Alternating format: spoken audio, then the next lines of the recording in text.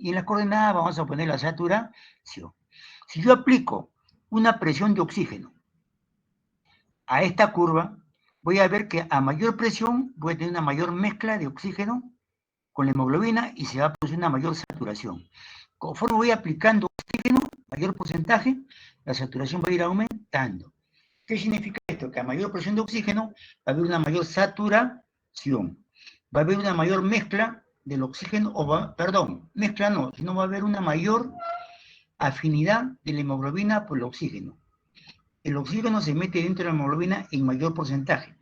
¿De qué depende de que haya mayor saturación de oxígeno? De la mayor presión de oxígeno que yo pueda aportar a la hemoglobina. Aquí lo vemos claramente. A mayor presión de oxígeno, mire, acá tengo 0, 20, 50, 70, 100 de presión de oxígeno, 100% de presión de oxígeno. A mayor presión de oxígeno, miren ustedes cómo la curva se va haciendo más oblicua. Pero quiero que observen lo siguiente. La curva se hace oblicua, y sigue ascendiendo hasta un determinado momento. Hasta un determinado momento en que la curva se va haciendo horizontal. Y la curva se va haciendo horizontal, ¿a partir de qué momento? A partir del momento de que yo estoy aplicando una presión de oxígeno aproximadamente de 70. Con una presión de oxígeno de 70, miren ustedes, la saturación, ¿cuánto va a ser? Va a ser mayor de 90.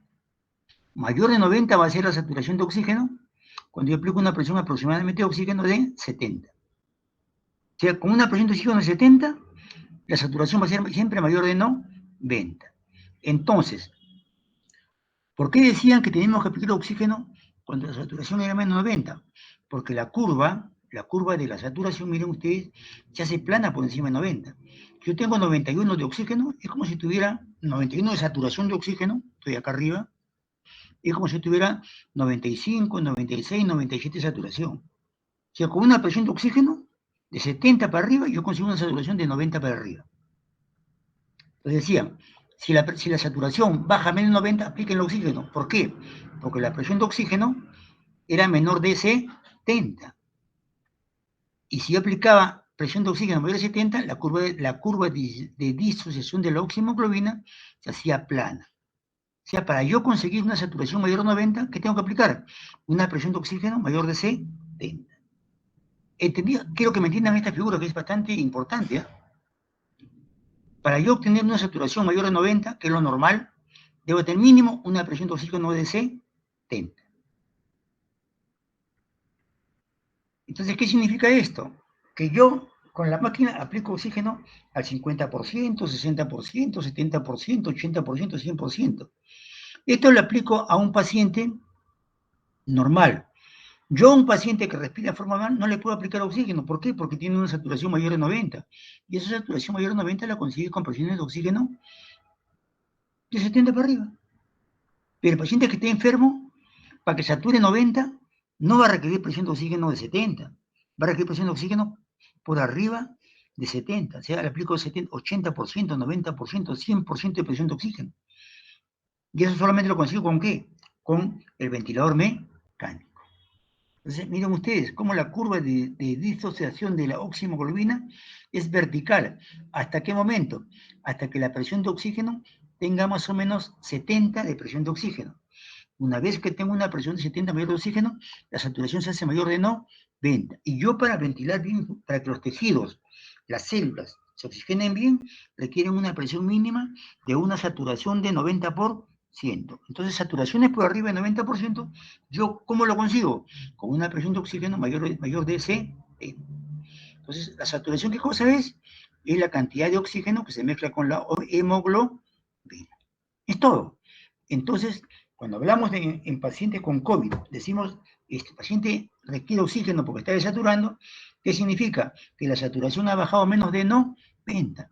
Los pacientes con saturación de oxígeno menos de 90 hay que ponerle oxígeno. ¿Para qué? Con 70 yo estoy consiguiendo una saturación arriba de 90. Con 80, 90 estoy consiguiendo también con saturaciones mayores de 90. Entonces tengo este margen para poderle colocar oxígeno al paciente. Aumento la presión y va a aumentar la saturación. Por eso es que ponen oxígeno a los pacientes. No solamente a los pacientes con COVID, sino a cualquier paciente que tiene algún tipo de enfermedad respiratoria, como por ejemplo, fibrosis pulmonar, atelectasia, neumotórax, va a bajar la saturación. ¿Por qué baja la saturación? porque el oxígeno, la presión de oxígeno, se mezcla poco con la hemoglobina. Para que la hemoglobina se mezcle bien con el oxígeno, o sea, para que haya una buena saturación, requiere una buena presión de oxígeno. Pero no solamente presión de oxígeno, también requiere que tenga una buena hemoglobina. Nada saco yo aportando grandes volúmenes de oxígeno si el paciente tiene la hemoglobina baja. ¿Por qué? Porque la hemoglobina es la que va a captar el oxígeno. Para que haya una buena saturación, ¿qué es lo que yo requiero? Una hemoglobina normal entre 14 aproximadamente 16, y una saturación de oxígeno por arriba de 70. Una presión de oxígeno por arriba de 70. Bien, ustedes, acá tengo la presión de oxígeno y aquí tengo la saturación de la hemoglobina. A mayor hemoglobina y mayor presión de oxígeno, va a haber una mayor saturación. Esto se llama curva de disociación de la oxihemoglobina. Entonces aquí dice, en las personas sanas, la hemoglobina presenta una saturación. ¿Qué saturación? Mezcla de oxígeno con hemoglobina. Entonces, en las personas sanas, la hemoglobina presenta una saturación de oxígeno de 95 a 100%. Lo ideal es que sea 100% la saturación. Pero para que oxigene la célula, requiere saturaciones por arriba de 90. A mayor saturación, la célula va a oxigenar mucho mejor. Pero la condición mínima para que las células oxigenen, la saturación debe ser mayor de 90. Saturaciones por debajo de 90 requieren aumentar la presión de oxígeno. Dice, en la persona sana la hemoglobina presenta una saturación de oxígeno de 95 a 100%, con lo que el aporte de oxígeno a los tejidos es muy superior a la que ellos necesitan para vivir. Y entonces, con una saturación de 90, con 90 yo saturo bien. Mayor de 90, mucho mejor. Y si logro una saturación de 100%, excelente. ¿Qué significa eso? Que la hemoglobina está llevando buenas cantidades de oxígeno hacia las células. Para que las células se oxigenen requieren mínimo, una saturación del 90%. Si satura menos del 90%, yo requiero aumentarle más o ponerle más oxígeno, porque la célula no va a oxigenar bien. Presión parcial de oxígeno en la sangre arterial. Recuerden que el oxígeno es transportado en la sangre arterial. Lo que nosotros hemos estado viendo, ¿qué cosa es? Hemos estado viendo el transporte del CO2. Sabíamos que el transporte del CO2, el CO2 se producía ¿dónde? En el metabolismo celular. Se producía el CO2, viajaba por la sangre, en la forma como lo hemos visto, y llegaba al alveolo a través de las arterias pulmonares. Se realizaba intercambio de oxígeno por CO2 a través del mecanismo de difusión a nivel de la membrana alveolo-capilar. El PCO2 en la sangre arterial valía 46%. Y en la ¿cómo se llama esto? En el capilar, la presión de CO2 era 40. Entonces, por difusión pasaba del capilar sanguíneo hacia el alveolo. Pero ahora estamos ya en la parte de oxigenación, parte de oxígeno. Entonces dice, una vez que el oxígeno ingresa al cuerpo, el oxígeno tiene que viajar. O sea, se transporta. El oxígeno se transporta a través de la sangre. El oxígeno lo extrae la célula. Son tres propiedades. El oxígeno es transportado a través de la sangre. El oxígeno se extrae de la sangre. ¿Hacia dónde? Hacia la célula. Y el oxígeno se consume a través de la célula. Tres propiedades importantes. ¿Cuál es la función del oxígeno? En la sangre, el oxígeno se transporta, se extrae y se consume. Al consumirse el oxígeno, la célula produce CO2. La célula produce CO2. Entonces, miren ustedes, la extracción de oxígeno por los tejidos es de un 25% de que transporta la sangre en todas las personas sanas. No debe recibir oxígeno, ya que la sangre aporta a los tejidos una cantidad por encima de lo que utiliza normalmente. ¿Qué significa esto? Miren, la extracción de oxígeno por tejidos es solamente el 25%. De todo el oxígeno que le llega a la sangre, solamente la célula extrae ¿cuánto? El 25%. Ojo, solamente extrae el 25% de la cantidad de oxígeno que le llega a la célula, no al alveolo, a la célula para poder realizar su metabolismo solamente requiere el 25% del total de oxígeno que llega a la célula. Recuerden que lo que le llega a la célula, ¿qué cosa es? Es aire atmosférico, aire atmosférico. Y en este aire atmosférico se transporta oxígeno. Y ese oxígeno que llega, ese 20% nomás que le llega de oxígeno a la célula va a tener, del 20%, la célula va a utilizar el 25%. Ahorita vamos a aclarar bien este concepto. Entonces dice, si la célula solamente utiliza el 25% del 20% que le llega, entonces el paciente no requiere mucho oxígeno. ¿Por qué? Porque utiliza solamente la cuarta parte del oxígeno que le llega. Entonces, el consumo de oxígeno es normal en una persona normal. ¿Por qué? Porque la célula solamente extrae el 25% del total de oxígeno que le llega. Vamos a explicar bien esto. Ya. Los tejidos en reposo utilizan solamente 5 centímetros cúbicos de los 20 centímetros de oxígeno que hay en 100 centímetros cúbicos. ¿Qué significa esto? Mire, en 100 centímetros de oxígeno que le llega a la célula, ¿ya? De 100 centímetros cúbicos de aire de sangre que llega a la célula, a través del capilar, de 100 centímetros cúbicos de sangre que le llega a la célula, ahí hay contenido, ¿cuánto? De 20% de oxígeno. ¿Me dejo entender, no? El 20% del aire atmosférico, ¿qué cosa es? Es oxígeno. Y lo que le está llegando a la célula, ¿qué cosa es? 100 centímetros cúbicos de sangre. Y en estos 100 centímetros cúbicos de sangre, ¿qué cosa hay? Hay solamente 20 centímetros cúbicos de oxígeno. O sea, el 20% es oxígeno. El otro 80% es nitrógeno. ¿Estamos hasta ahí? Para seguir avanzando. Y Isabela, ¿cómo se llama esto? Rosángela. O sea, que de 100 centímetros cúbicos de sangre que llega a la célula, solamente el 20% tiene oxígeno. ¿Estamos? Ya. Y de este 20% de oxígeno que le llega a la célula solamente va a utilizar 5 centímetros cúbicos de oxígeno. O sea, utiliza la cuarta parte. 15 centímetros de oxígeno se están perdiendo, porque la célula solamente utiliza 5 centímetros. De cada 100 centímetros cúbicos de sangre que le llega a la célula, 20 centímetros cúbicos son oxígeno. Y de estos 20 centímetros de oxígeno que llega a la célula solamente utiliza 5 centímetros en volumen de oxígeno. Entonces dice, los tejidos en reposo utilizan solo 5 centímetros cúbicos de los 20 centímetros cúbicos de oxígeno que hay en cada 100 centímetros cúbicos de sangre. Es importante tener una buena presión parcial de oxígeno para saturar completamente la hemoglobina. Tener una buena hemoglobina tiene que estar dentro de los valores normales para que pueda saturarse la hemoglobina y tener un buen gasto cardíaco que conserve el flujo sanguíneo a nivel tisular. ¿Qué es gasto cardíaco? Gasto cardíaco es la cantidad de sangre que expulsa el corazón en la unidad de tiempo. Y la cantidad de sangre que expulsa el corazón en la unidad de tiempo, teóricamente deben ser 5 litros. A eso se llama gasto cardíaco.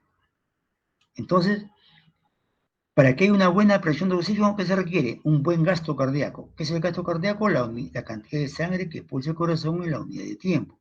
Pero esta sangre, para que sea expulsada y viaje a través de la circulación mayor, a través del sistema de la arteria aorta, requiere una presión. O sea, la sangre no viaja por viajar, la sangre viaja porque tiene una presión. ¿Y quién le otorga esta presión a la sangre para que pueda viajar? Se lo otorga la contractura del ventrículo izquierdo. Este es el gasto cardíaco. El gasto cardíaco es la fuerza con que sale la sangre expulsada del ventrículo izquierdo en la unidad de tiempo. Entonces ustedes, miren, tiene que haber una buena cantidad de hemoglobina, tiene que haber una buena cantidad de oxígeno y tiene que haber una buena presión. Es importante hacerles recordar que no todo el oxígeno que llega a la célula se utiliza, no, la célula solamente utiliza, miren, la cuarta parte del oxígeno que le llega. La cantidad de oxígeno que le llega son 20 centímetros cúbicos de oxígeno. Y estos 20 centímetros, para que se realice el metabolismo, solamente se utiliza 5. O sea, para que un paciente entre en hipoxia, el oxígeno en la sangre debe estar bien, pero bien baja. Bien baja. Porque solamente la célula utiliza solamente la cuarta parte del oxígeno que le llega. No requiere más para poder sobrevivir. No requiere más. Entonces, para que uno entre en hipoxia, la cantidad de oxígeno que le llega debe ser baja, no le llega a 20, le llegará pues, 4 o 5 centímetros cúbicos de aire de oxígeno por centímetro cúbico, por 100 centímetros cúbicos de sangre. Entonces, ahí nosotros tenemos que aumentar la presión, ahí nosotros ponemos oxígeno. Yo solamente requiero 5 centímetros cúbicos de aire para oxigenar a la célula, no requiero más. Pero en cada 100 centímetros cúbicos de sangre está llegando 20 centímetros cúbicos de oxígeno. Está llegando 4 veces más lo que requiere la célula para realizar su metabolismo.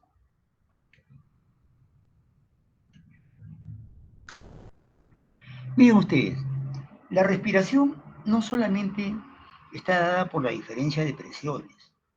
Habíamos dicho que para que pasara un gas, los protones, electrones, iones, pasaran de un medio A un medio B, a un medio A que tenía mayor cantidad de sustancia que el recipiente B, pasaban de recipiente A, pasaba a recipiente B, ¿hasta qué momento? Hasta que las presiones en ambos recipientes se igualaban.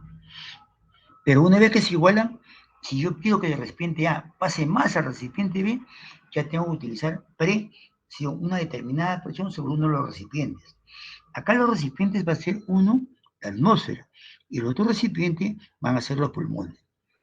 Entonces, miren ustedes, ya se equiparó la presión atmosférica en inspiración, ya se comparó la presión atmosférica, se hizo igual a la presión intrapulmonar. Entonces, como yo quiero que entre más aire, ya no puede pasar más por difusión, porque ya se igualaron las presiones. Entonces, ¿qué cosa va a ocurrir? Se va a utilizar los músculos inspiratorios y los músculos expiratorios. Pero estos músculos inspiratorios y expiratorios no actúan solos. Cuando la respiración ya se hace estática, va a haber elementos que van a estimular al elemento que regula la respiración. El elemento que regula la respiración es el sistema nervioso central. ¿A través de quién? A través del tronco encefálico. ¿Qué cosa es el tronco encefálico? Es la parte del sistema nervioso central que se encuentra por debajo de los hemisferios cerebrales, que va a comunicar la corteza, con la médula espinal. Todos los nervios del cuerpo humano, ya sean motores o sensitivos, todos se comunican con la médula espinal, y la médula espinal comunica con el tronco encefálico, y el tronco encefálico toma contacto con la corteza cerebral a través de la sustancia reticular ascendente. Una vez que el impulso nervioso llega al tronco encefálico, ya sea un estímulo oloroso, ya sea un estímulo táctil, ya sea un estímulo de calor, todo pasa por los nervios. El nervio vago, simpático, parasimpático, llega y esto se transmite, este impulso se transmite a la corteza. La corteza es como el CPU de una computadora. Llega el impulso nervioso al tronco y el tronco, a través de la sustancia reticular ascendente, transmite el impulso hacia la corteza cerebral. La corteza cerebral tipifica el tipo de impulso que está llegando y dice si es calor, si es frío, si le están hincando, cualquier tipo de olor. La corteza lo codifica y manda la respuesta al tronco encefálico, también a través de la sustancia reticular ascendente, y ese impulso da respuesta por ejemplo, si me han hincado la mano. Yo siento el dolor en la mano, pero gracias al viaje que ha hecho el impulso nervioso, a través de los nervios, a través de la médula espinal, a través del tronco encefálico, a través de la sustancia reticular ascendente y la corteza cerebral. Ahí llega el impulso. Pero no solamente el tronco encefálico transmite los impulsos nerviosos hacia la corteza cerebral, sino que en el centro respiratorio, sino que el tronco encefálico se encuentra un centro muy disperso de neuronas, que se encuentran básicamente entre la protuberancia y el bulbo raquídeo. Aquí, entre la protuberancia y el bulbo raquídeo, se encuentra un centro muy disperso de neuronas, que se llama centro respiratorio. Este centro respiratorio va a tener 3 partes. Este centro respiratorio es el encargado de que la respiración se lleve a cabo, de que la inspiración tenga un final y de que la expiración tenga un final. Yo no puedo estar haciendo un movimiento de inspiración en forma indeterminada, no. Yo realizo la inspiración, el pulmón se llena de aire e inmediatamente los nervios simpático parasimpático informan al centro respiratorio de que ya el pulmón se llenó. e inmediatamente este centro respiratorio manda los impulsos nerviosos para que la inspiración se detenga. Lo mismo ocurre con la expiración. Ya yo boto todo el aire que puedo botar en una expiración hacia la atmósfera. Y cuando ya llego al tope de botar el aire que debe salir del pulmón, los nervios simpático, parasimpático, informan al centro respiratorio para que el centro respiratorio cese la expiración y se vuelve a repetir el mecanismo de la inspiración. Entonces, ¿quién controla la respiración? La respiración está dada en un primer momento por la diferencia de presiones entre la atmósfera y el pulmón. Luego utilizaba los músculos respiratorios y expiratorios para que pudiera entrar o salir más aire. Pero ¿quién regulaba todo este mecanismo? Todo este mecanismo regulado por el centro respiratorio. ¿Qué es el centro respiratorio? Es un centro muy disperso de neuronas que se encuentran entre la protuberancia y el bulbo raquídeo. Seguimos. Entonces, miren ustedes, el centro respiratorio tiene varias áreas. Tiene tres áreas básicamente.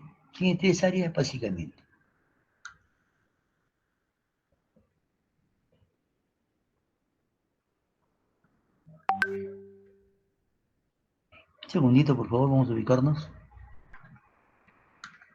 Tiene tres áreas. El área neumotáxica, el área agnéutica y el área de la ritmicidad vulvar. Cada una de ellas tiene una determinada función. Siempre acordarnos que estas áreas van a estar ubicadas acá en el tronco encefálico, entre la protuberancia y el bulbo. Entonces decimos lo siguiente. La primera área, el área de la ritmicidad vulvar. ¿Cuál es su función del área de la... forma parte del centro respiratorio? El centro respiratorio tiene tres partes.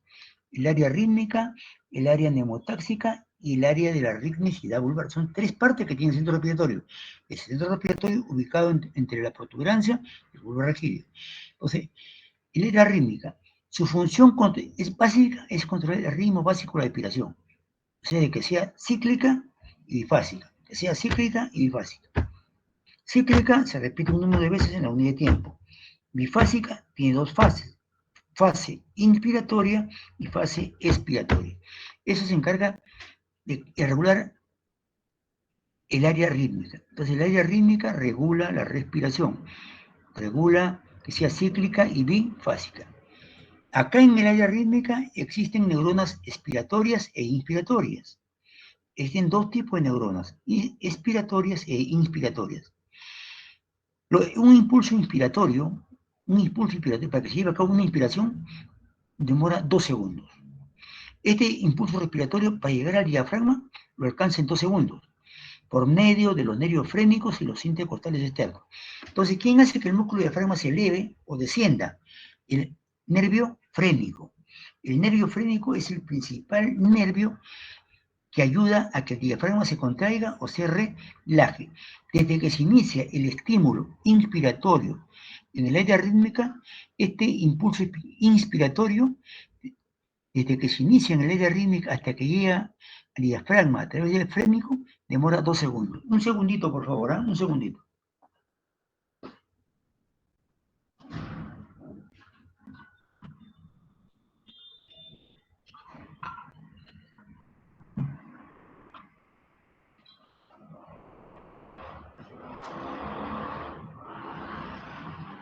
Entonces, miren ustedes, ya ingresó el aire atmosférico, ingresó a los pulmones por diferencia de presiones. Ahora yo, ¿qué requiero? De que intervengan los músculos inspiratorios. Entonces, cuando la presión atmosférica se iguala a la presión que hay dentro del pulmón, inmediatamente, ¿quién actúa? Actúa el centro respiratorio. ¿A través de quién? A través de la área rítmica. ¿Por qué a través de la área rítmica? Porque aquí se inicia el impulso inspiratorio. Y este impulso inspiratorio, ¿qué es lo que hace? Hace que el diafragma se contraiga. ¿Se contraiga para qué? Para que la jaula torácica se pueda expandir. Entonces, desde que llega el impulso desde el área rítmica hacia el diafragma, a través del frénico, todo este tiempo demora solamente 2 segundos. Después de 2 segundos que se ha estimulado el área rítmica, hizo que el diafragma se contraiga, se inicia la inspiración. Los impulsos expiratorios demoran 3 segundos. Provocan la contracción de los músculos intercostales internos y los abdominales, disminuyendo la cavidad torácica y dando lugar a una expiración forzada. O sea que termina la inspiración e inmediatamente comienza, la inspiración termina e inmediatamente se inicia la expiración. Acá la área rítmica tiene neuronas expiratorias e inspiratorias, pero básicamente esta área rítmica va a actuar sobre la inspiración, porque actúa directamente sobre el diafragma. ¿Quién inerva el diafragma? El frénico. El frénico. Entonces ya tenemos a cabo acá la inspiración y también la expiración, pero eso es solamente a través de la área rítmica. Ahora vamos a ver cómo actúan las otras áreas. El área neumotáxica. Se ubica en la parte superior de la protuberancia. Acá en la parte superior de la protuberancia.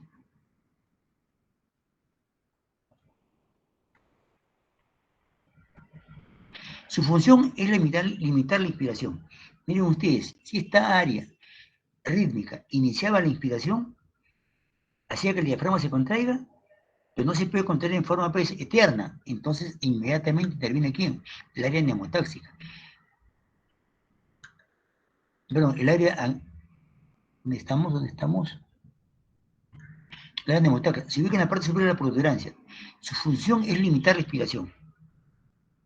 O sea, ya esta área rítmica iniciaba la inspiración a través del frénico que hacía que se contraiga el diafragma. Entonces el área neumotáxica inmediatamente se puede limitar la inspiración, que la inspiración no se haga muy extensa.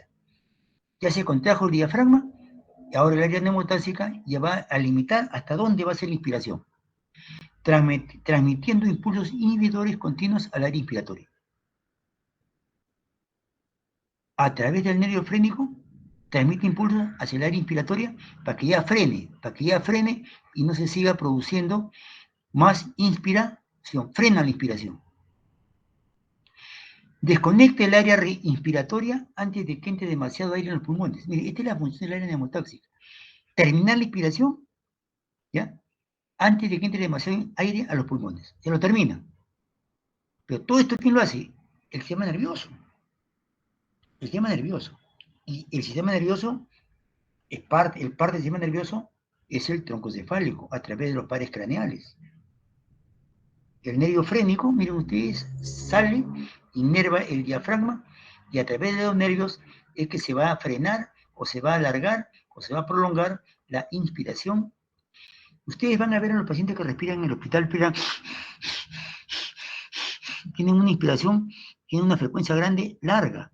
¿Quién está regulando eso? El centro respiratorio. ¿Por qué el centro respiratorio respira de esa manera? Para eliminar el exceso de CO2 o recuperar el oxígeno que le falta al cuerpo. Uno respira con una frecuencia alta. ¿Para qué? Para que entre más oxígeno. Porque está llegando poco oxígeno.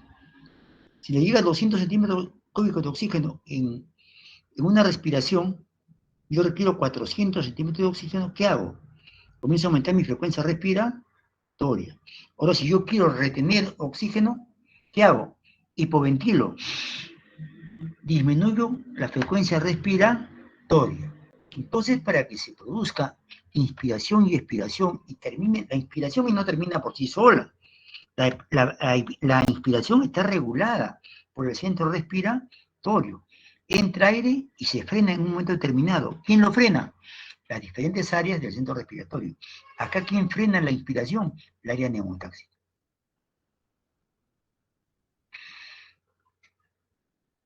Siguiente. El área agnéutica. Son 3 áreas, hemos dicho. Son 3 áreas las que hemos dicho que forman el centro, que se encuentran en el centro respiratorio. El área rítmica o área de la respiración que controla el ritmo básico de la respiración, que es cíclica y bifásica. Cíclica, un número de veces en la unidad de tiempo, 14 y 16. Bifásica porque tiene inspiración y expiración. Y acá existen neuronas que inician la inspiración. También hay neuronas expiratorias. Al iniciar la inspiración, inmediatamente a través del nervio frénico hace que se contraiga el diafragma. Pero tampoco esta inspiración puede ser en un tiempo exagerado, sino que inmediatamente se llenan los pulmones de aire y entra el aire neumotóxica que va a frenar la inspiración. Frena la inspiración para que se lleve a cabo ya la expiración, porque ya entró demasiado aire a los pulmones. El área amniótica está ubicada en la parte inferior de la protuberancia, acá abajo, parte inferior, área amniótica. Entonces miren ustedes, el área amniótica ubicada en la parte inferior de la protuberancia, coordina la transición entre inspiración y expiración, coordina la transición, o sea que está terminando la inspiración y va a coordinar para que se produzca inmediatamente la expiración. ¿Cuál es su función? Su función es inhibir la expiración. Dijo, ya salió todo el aire que puede salir, no puedo colapsar el pulmón, entonces yo freno la expiración y va a estimular la inspiración conjuntamente con el área rítmica. ¿Entendido hasta acá? O sea, el centro respiratorio es el que regula la respiración.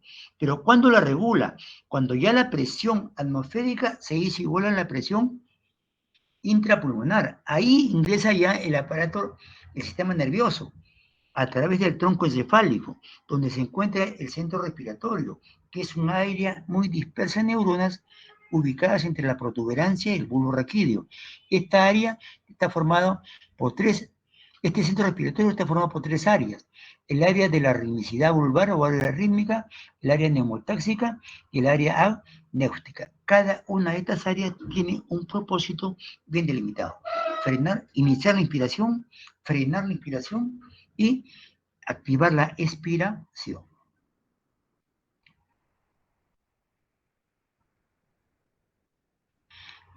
Pero para que esto se pueda llevar a cabo, para que el centro respiratorio sea activado, hay elementos que van a estimular al centro respiratorio. Cuando hay mucho oxígeno en el cuerpo ¿qué hace? Comienza a hipoventilar.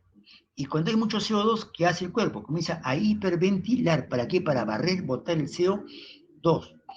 Pero ¿quién es el que capta estos cambios de que hay mucho oxígeno, hay poco oxígeno, de que hay mucho CO2 o que hay poco CO2?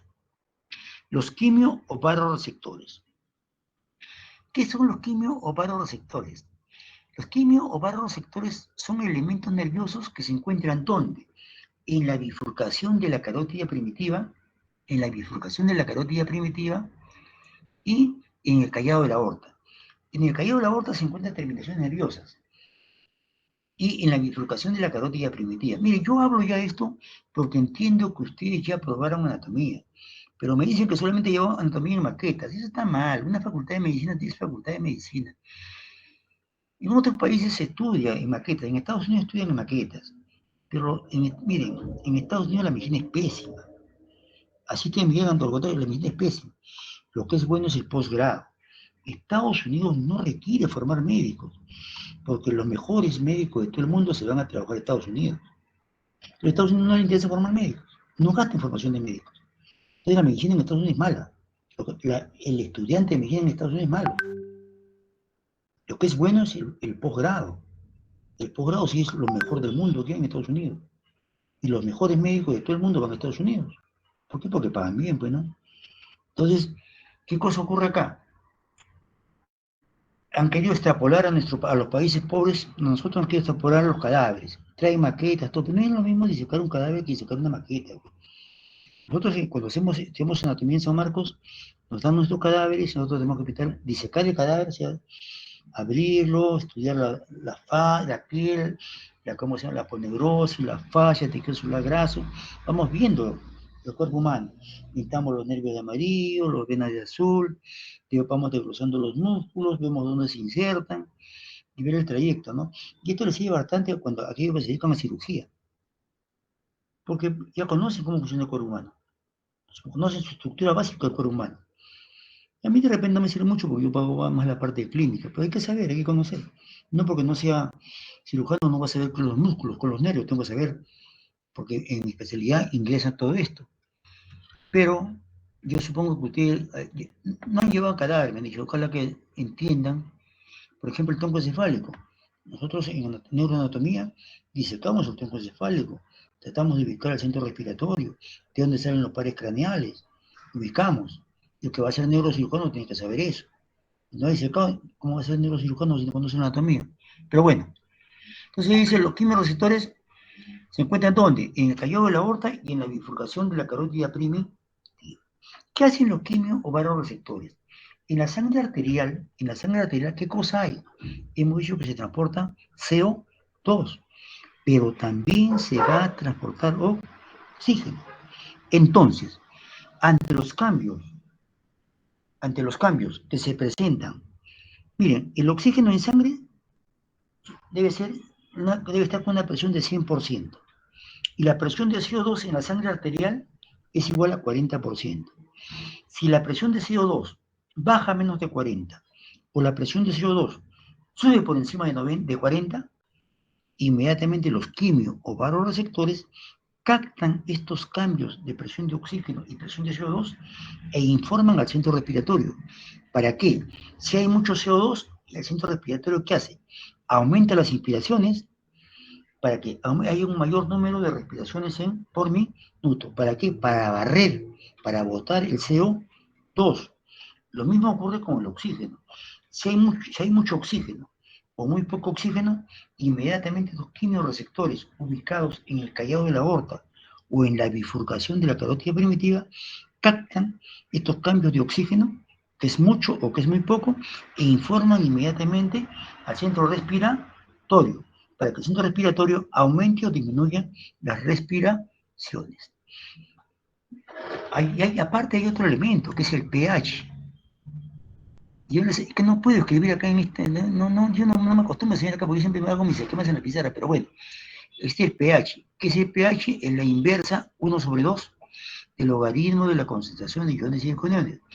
Todos los líquidos del cuerpo humano están sujetos a lo que se llama pH, todos los líquidos, líquido cefalorraquídeo, jugo gástrico, líquido sinovial, ¿cómo se llama? Humor acuoso, humor vítreo, todos los líquidos tienen un pH, la saliva tiene un pH, la bilis tiene un pH, el jugo gástrico tiene un pH. ¿Quién regula el pH? El ion hidrógeno. Entonces, el pH también cuando se altera, inmediatamente los quimio varoreceptores captan estos cambios de pH, informan al centro respiratorio para que produzcan hiperventilación o hipoventilación. ¿Para qué? Para regular el pH. Entonces, ¿qué son los quimiorreceptores? Son de dos tipos, son periféricos y son centrales. Periféricos, en los cuerpos carotídeos, o sea, en la carótida, en la bifurcación de la carótida se divide en carótida interna y carótida externa. En la bifurcación de las arterias carótidas responden a cambios de PO2 y en menor grado a cambios de PCO2 y de pH. Los cuerpos aórticos son cuerpos carotídeos. Cuerpos aórticos encima y debajo del arco aórtico responden a cambios de PO2. Entonces, ¿dónde se encuentran los cuerpos carotídeos? Se encuentran en la bifurcación de la carótida primitiva y en el callado de la aorta. ¿Qué hacen? Regulan la respiración a través de los cambios de oxígeno y CO2 que se dan en la sangre o de pH. Los quimiorreceptores centrales están en la superficie ventral del tronco encefálico. Responden a cambios de PCO2 y de ion hidrógeno que se transportan en la sangre arterial. Quimio y varoreceptores son periféricos o centrales. Su función principal es detectar los cambios que se producen en el PO2, CO2 y pH. ¿Para qué? Para modificar la respiración que se produce en el centro respiratorio. Entonces, miren ustedes, si no lo he llevado anatomía, no lo recuerdo anatomía, aquí tengo yo el corazón que tiene del corazón, del ventrículo izquierdo nace la arteria aorta, asciende hacia arriba en 1 centímetro de 5 a 8 centímetros y luego se dirige hacia abajo. Esta curvatura que forma la arteria aorta, dirigirse hacia abajo para formar la aorta torácica y la aorta abdominal, a esto se llama callado de la aorta.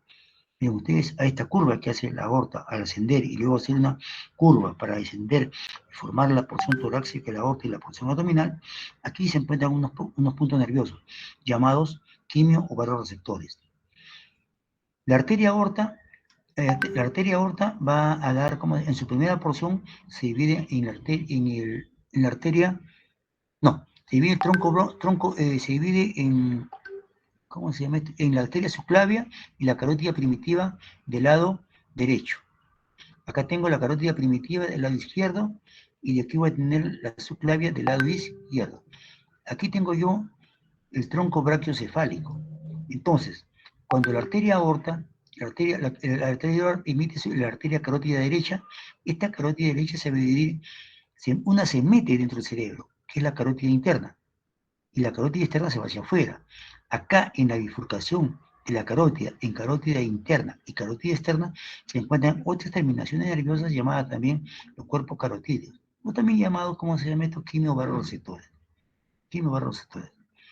Estos que están acá, cuando pasa la sangre arterial por acá, rica en CO2, rica en, ¿cómo se llama?, o en oxígeno, o disminuida en CO2, o disminuida en oxígeno, estos quimiobarroreceptores lo captan. Y a través de la sangre arterial que va a irrigar al tronco encefálico, informa que hay poco oxígeno, que hay mucho oxígeno, que hay mucho CO2 o que hay poco CO2. Y entonces inmediatamente el tronco respiratorio inicia un mayor número de inspiraciones o un menor número de inspiraciones, dependiendo si hay poco oxígeno, si hay mucho CO2, depende. Esto lo capta e inmediatamente ordena a los músculos de la respiración que actúen en forma más rápida, en forma más corta, para que haya una mayor frecuencia respiratoria o haya una menor frecuencia respiratoria. Si miren ustedes, la respiración no es tan fácil. Cuando hay poco oxígeno, inmediatamente estos quimioreceptores informan al cerebro. Oye, tengo poco oxígeno, entonces ¿qué hace? Aumenta la frecuencia respiratoria, para que pueda entrar, en pequeños lapsos, puede entrar una determinada cantidad de oxígeno, pero a mayor número de lapsos, mayor número de frecuencia respiratoria, entra poco, pero como es mayor el número de respiraciones, se va a equiparar a que como si respirara 15 o 14 veces. Yo respiro 30 veces y en esas 30 veces entra la misma cantidad de oxígeno que entraba en 14 veces. Esto es importante que recuerde, porque esto ustedes ya lo han llevado en anatomía, pero no sabían para qué funcionaba.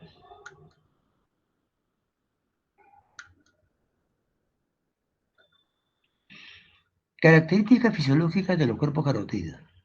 Los cuerpos carotídeos tienen alto flujo sanguíneo por gramo de tejido.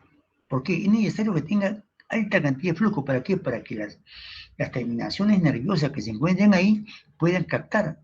Como hay alto flujo, va a llegar también una cantidad razonable de oxígeno y una cantidad razonable de CO2.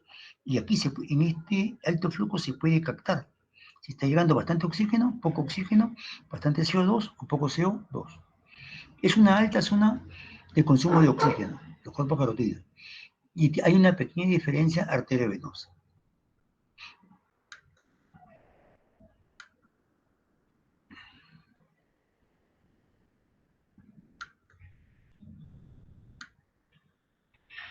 Miren ustedes, los quimioreceptores centrales responden a cambios de la composición química de la sangre o líquido extracelular. Estos cambios, ¿quién nos va a dar? El ion hidrogenión. El ion hidrogenión, recuerden que dice que va a dar el pH. Recuerden, pH es igual a 1/2, logaritmo de la concentración de iones hidrogeniones. ¿Cómo se escribe esto? pH es igual a 1/2 de logaritmo, y arriba va el ion hidrogenión. 1/2 del logaritmo de la concentración de iones hidrogeniones. Entonces digo, los primeros receptores, ¿a quiénes responden? Hemos dicho que respondían a cambios de oxígeno y cambios de CO2, pero también responde a cambios en el ion hidrogenión. ¿Pero quién da el ion hidrogenión? El ion hidrogenión va a dar al pH, porque pH es igual a 1/2 del logaritmo de la concentración de iones hidrogeniones. La ubicación de los receptores centrales se ubican están disminuidos en la superficie ventral. ¿En la superficie ventral de quién? Del tronco encefálico. Y dorsal de la médula espinal. Recuerden que la médula espinal, que la parte terminal del bulbo raquídeo es el inicio de la médula espinal. La parte final del tronco encefálico es el bulbo raquídeo. Y la continuación hacia abajo del bulbo raquídeo es la médula espinal. La médula espinal capta todos los impulsos nerviosos que le llegan al cuerpo. Todos los impulsos nerviosos del cuerpo van a llegar a la médula espinal. Y esta médula espinal transmite todos esos impulsos nerviosos, los transmite a quién? Los transmite al tronco encefálico. El tronco encefálico, a través de la sustancia reticular ascendente, lo transmite a la corteza cerebral. ¿Para qué? Para que codifique qué tipo de impulso está llegando. Entonces, la ubicación, como la médula espinal es continuación del bulbo raquídeo, esta médula espinal tiene una porción ventral y una porción dorsal, igual que el tronco encefálico. La ubicación también de los quimioreceptores va a encontrarse poco, ¿no? En la parte ventral y dorsal de la médula espinal. Si el ion hidrogenión aumenta, miren ustedes, en sangre, aumenta la ventilación. Y si el ion hidrogenión baja, también va a disminuir la ventilación, o sea, la cantidad de oxígeno que entra al pulmón. Si aumenta el PCO2, aumenta el CO2 en los tejidos y aumenta o difunde los estímulos para que aumente la ventilación y disminuya el CO2. ¿Qué significa esto? Que al aumentar el CO2 en la sangre, el sujeto se está intoxicando con CO2. Se está produciendo mucho CO2 y no lo está eliminando. Para que pueda eliminar el CO2, ¿qué tiene que ocurrir? Un mayor número de respiraciones para que pueda ser expulsado este CO2. Yo respiro, hiperventilo y boto mi CO2. Si se aumenta el CO2, yo tengo que hiperventilar. ¿Para qué hiperventilo? Para botar el CO2, para barrer el CO2. Tiempo de la respiración. Ya hemos visto cómo se respira, cómo entra el aire, cómo interviene el centro respiratorio, cómo llega un área rítmica, cómo área de la ritmicidad vulvar, cómo llega una neumotáxica, y hemos visto todo eso.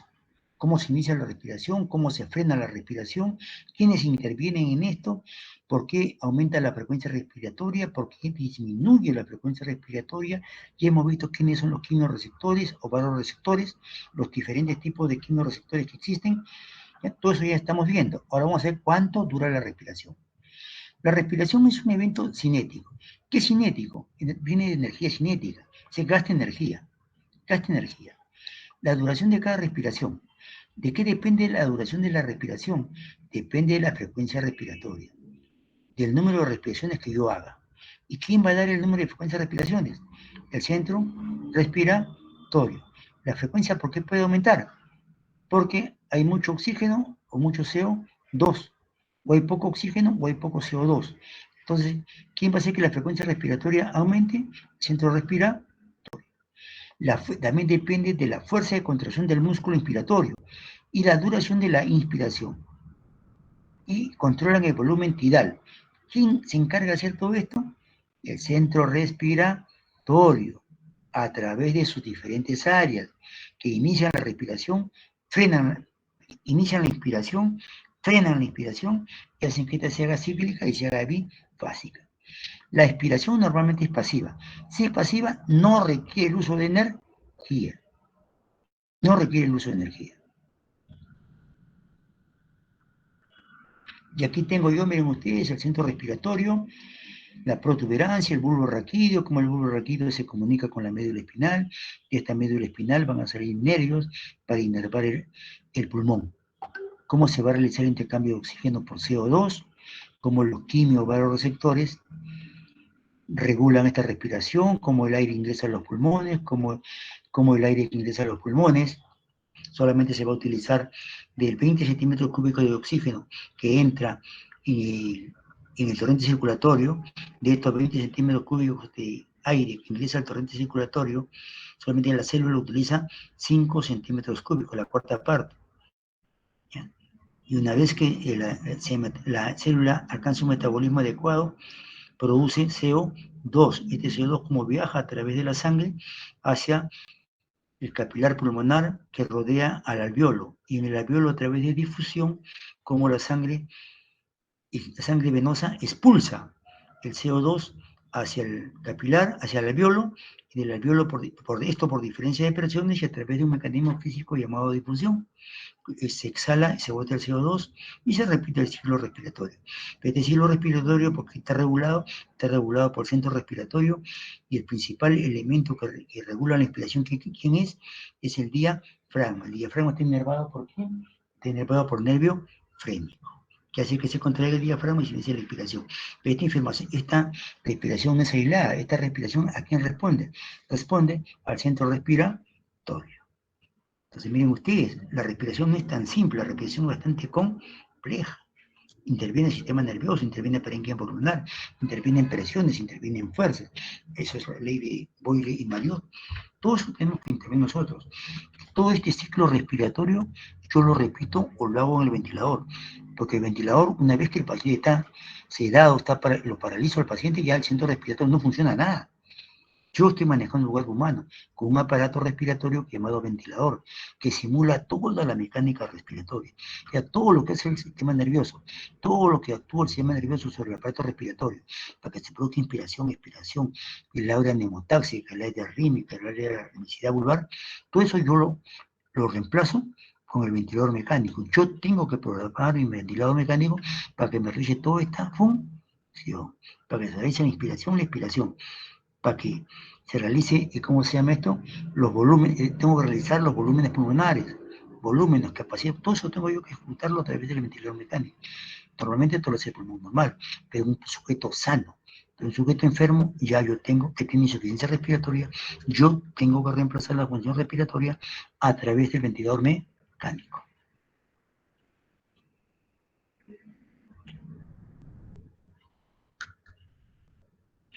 Ya.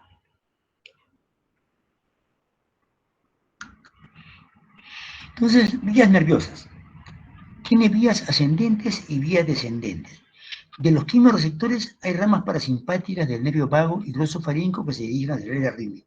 Miren ustedes, el nervio vago o parasimpático y el glosofaringo son los que intervienen en la respiración, miren ustedes.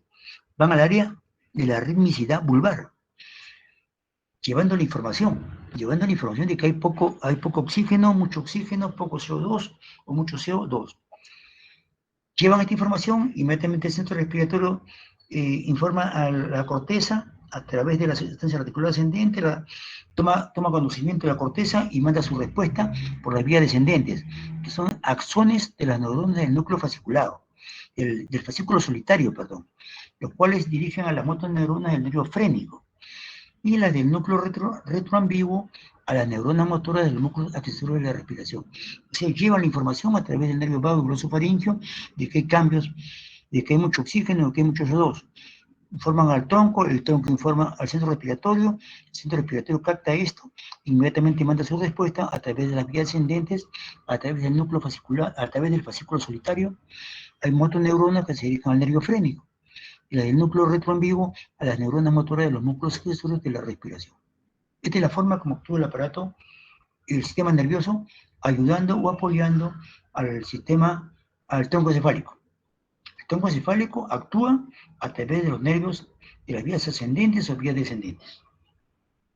Pero ¿cuándo actúa? Cuando hay cambios groseros en el PCO2 y en el PO2. Normalmente actúa cuando el PO2 es 100% y el PCO2 es 40%. Eso es lo normal, yo hago una respiración normal. Pero estas respiraciones normales se vuelven patológicas cuando el pulmón retiene mucho CO2 o elimina mucho CO2, o cuando el pulmón capta mucho oxígeno o el pulmón tiene poco oxígeno. Bueno, nos falta 2 clases y acabamos. Yo pienso que esta clase es un poquito mucho más compleja, pero miren ustedes, una clase es continuación de la anterior. Si nosotros en la primera parte vimos la anatomía del aparato respiratorio, hablábamos pues de músculos de la inspiración, músculos de la expiración, hablábamos de tráquea, laringe, faringe, tronco bronquio primario, secundario, tercer orden, cuarto orden, llegaban los bronquiolos terminales estaban rodeados por alvéolos, que a esto se llamaba acine respiratorio. El acine respiratorio terminaba en un alvéolo. Al alvéolo llegaba el área atmosférico, este área atmosférico tenía que ingresar al capilar sanguíneo para que se pudiera realizar el intercambio de oxígeno por CO2. El oxígeno y el CO2 llegaban a estar en la presión y a través del mecanismo de difusión se realiza intercambio gaseoso. Otra vez que se realiza el cambio de oxígeno por CO2, esta sangre tiene que viajar. La sangre viaja llevando CO2, llevando oxígeno, mediante los mecanismos ya explicados. Una vez que llega el oxígeno hacia la célula, solamente la célula utiliza la cuarta parte del oxígeno que lleva los capilares sanguíneos La cuarta parte nomás utiliza de oxígeno la célula. Se produce el metabolismo de la célula y en presencia de oxígeno, este metabolismo produce CO2. Este CO2 se transporta nuevamente diluido en la sangre, diluido en el plasma o en el glóbulo rojo y llega al pulmón y se exhala. Pero para que esto se produzca tiene que haber movimientos de inspiración y expiración. ¿Quién regula esto? Esto lo regula el centro respiratorio. ¿Qué es el centro respiratorio? Es un centro muy disperso de neuronas ubicados a nivel de la protuberancia y el bulbo raquídeo. Se hace recordar que el bulbo raquídeo, de ahí nace la médula espinal. Tanto el bulbo raquídeo como la médula espinal tienen una parte ventral y una parte dorsal. Para que se lleve a cabo, cuando hay patologías donde se retiene mucho CO2, mucho O2, inmediatamente estos cambios de temperatura, de oxígeno o CO2 que no son normales son captados por los quimio o barroreceptores.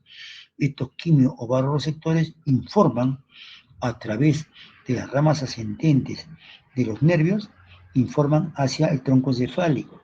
Inmediatamente el tronco encefálico responde con sus diferentes áreas, produciendo hiperventilación o hipoventilación. ¿Para qué? Para aumentar el CO2 o disminuir el CO2, para aumentar el oxígeno o disminuir el oxígeno.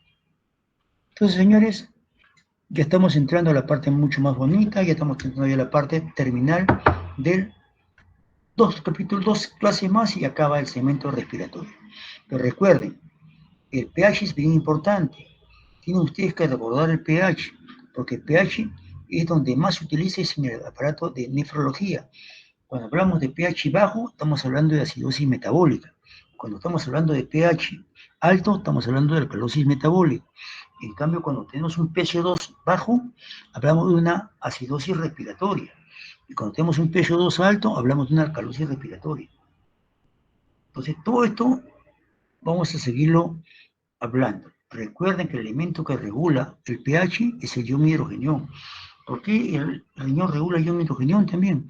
¿Por qué? Porque lo que uno micciona es orina. ¿Y orina qué cosa es? Orina es agua más CO, agua con oxígeno.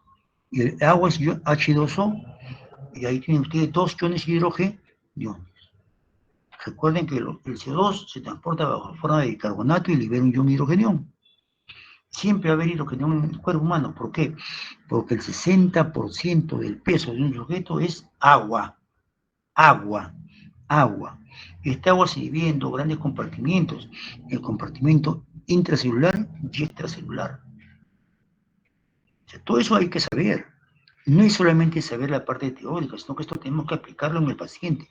El paciente que tiene edemas, hinchazón de piernas, ese sujeto está saliendo agua de líquido intracelular al extracelular. Todo eso tenemos que saber. Eso ya lo van a ver probablemente en nefrología. ¿Alguna pregunta, señores? Porque ya me cansé ya. Me disculpan porque he demorado un poquito tarde porque se me había desconfigurado mi computadora. Le habían metido un troyano, no sé quién le metió un troyano. Bueno, mañana continuamos. A ver, ha venido Araceli. Araceli. Rosángela. Rosángela. ¿Ha venido Araceli? No viene, mira, Araceli ya no viene. Si hay Araceli. ¿Cómo que no ve Araceli? Le dije a Toledo, pe. Acá tengo mi hija yo, Araceli. ¿Cómo se llama Araceli? Espérate.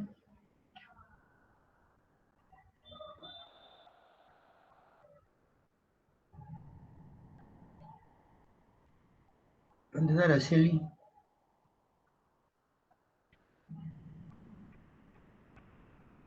Vamos a ver. Sí, aquí hay una Araceli. ¿Dónde tengo la lista ahorita acá? ¿Dharma ha venido? ¿Dharma? ¿Dharma Sí, está aquí? doctor, buenas tardes, presente. Anthony. Robinson, Anthony. Anthony. Rubens Anthony, ¿no ha venido? Bien, no ha venido. Mayra. Mayra, Benedicta. Presente, doctor. Garit. Presente, Garit, doctor. Mayra. Buenas tardes. Presente. Ya. Jorge Domingo. Jorge Presente, Domingo. doctor.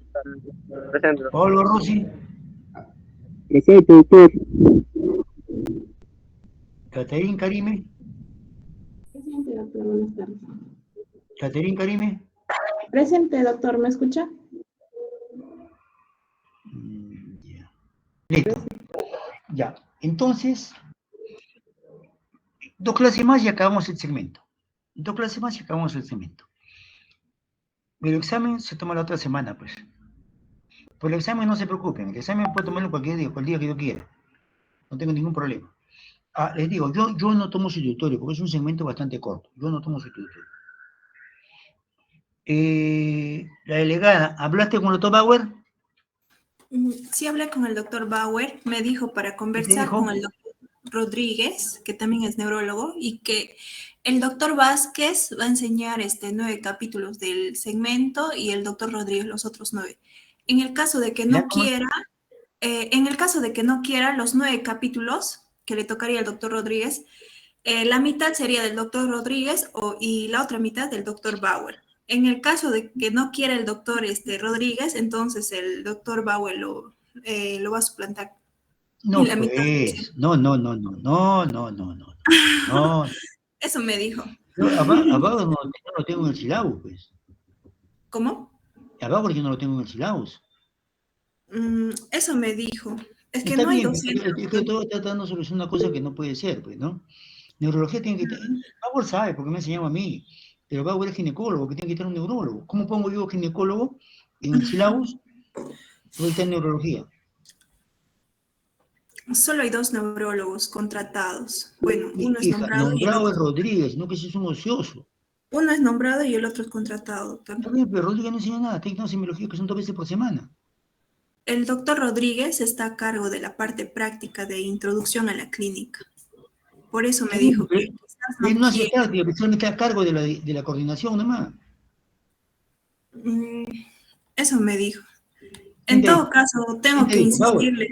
Sí, en todo caso, doctor, tendría que insistirle al doctor Rodríguez para que enseñe la otra mitad y la otra No, mitad. pero el doctor Rodríguez te va a aceptar, pero al final no cumple, pues. Te va a aceptar. Doctor Bauer, ya, perfecto. Usted dicta ginecología, pero ¿cómo pongo esto va a la SUNEDO? Usted que es amante de la SUNEDO, respetuoso de la SUNEDO. ¿Cómo pongo se mete en neurología con un ginecólogo? En una facultad Eso de me dijo medicina. que se trataría de forma interna nada más. No, pues. Ahora mis Yo también lo puedo dictar si yo quiero. Y mire, yo si quiero lo puedo dictar. Porque yo domino todo, pues. Pero ese no es el hecho que tiene que dictar el especialista. Bueno, ustedes vean, pero yo no, francamente, yo no puedo meterme mucho porque el doctor es jefe de departamento, pues y él es el que tiene que dar las pautas para que esto se pueda llevar a cabo. No hay mucha carga, por ejemplo, yo tengo la carga de fisiología, soy coordinador internado, dicto también farmacología, pero no dicto todo el segmento, pero dicto segmentos nada más. Dicto fisiopatología, pero también segmentos nomás, cuando me toca dictar, pues no, es mi carga académica. En caso voy a dictar todo el segmento. Doctor, mis compañeros dicen que enseña el doctor Garay. Ya tengo claro que el doctor Garay no ha sido contratado, solo ha sido contratado por la mía. Es un neurocirujano y pues no va a poder enseñar el doctor Garay, aunque mis compañeros opinen que sí. Una cosa, los que enseñan tienen que ser profesores que figuren en el sílabus, tienen que estar contratados. Si no está contratado, ¿cómo figura en el sílabus, pues? Por eso les digo que no se va a poder. Hijita, tiene que ser profesor de la universidad. La SUNEO no te va a aceptar eso. Si lo que nosotros queremos es, ¿cómo se llama? Recategorizar. Pues hay un syllabus que ¿cómo se llama? Las pautas se vienen desde el inicio. Pues a mí me han pedido que haga un syllabus, ya lo hemos hecho. Yo para poder hacer el syllabus pido mi plana docente. Mi plana docente tiene que dármela a la universidad. Me la dio Tucto. Al darme a Tucto, yo considero que ya es una cosa seria, que ya Tucto conversó con todos los profesores. Entonces, una vez asignados a los profesores, yo le asigno la carga académica para cada segmento. Y esto se plasma en el syllabus y eso se manda a la SUNEDU. Entonces, yo mando a la SUNEDU, entonces revisan el syllabus y de perfecto, tanto los especialistas y se cumple.